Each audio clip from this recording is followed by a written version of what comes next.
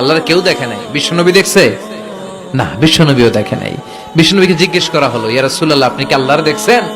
বিশ্বনবী বললেন, নূরুন আন্না আরাহু, উনি তো নূর, দেখবো কেমনে? পর্দার অন্তরাল থেকে কথা বলেছেন, যা পাওয়ার সব পেয়েছেন, নিয়ে আবার দুনিয়ায় নেমে এসেছেন। চিল্লা এখন ঠিক কিনা? সাইয়েদনা জিবরাইলও দেখে নাই। সিদরাতুল মুনতাহা ওনার লাস্ট বর্ডার, ওইখানে কান লাগিয়ে এখনো বসে আছে জিবরাইল। নবীদের কাছে আসে, যা বলার আল্লাহ থেকে শুনে চলে আসে, কিন্তু আল্লাহরে দেখে। সহিহ মুসলিমের বর্ণনা, ইন্নালি জিবরিল সিত্তুমি আতি জানাহ, জিবরাইলের 600 পাখা আছে। এই সিদরাতুল মুনতাহার একটু উপরে যাইতে চাইলে এর 600 ডানারে আগুন দিয়ে জ্বালাই দিবে। কে? কেউ দেখে নাই। আল্লাহ তখন কোটি কোটি জান্নাতীদের সামনে পর্দা উঁচু করে নিজের নূরের তাজাল্লির ফোকাস দিবেন। জান্নাতীরা বসে আছে দেখার জন্য, পাগলের মতো এমনি আছে সবাই। তবে আল্লাহ লম্বা সময়ের জন্য দেখাবেন না, এক মুহূর্ত।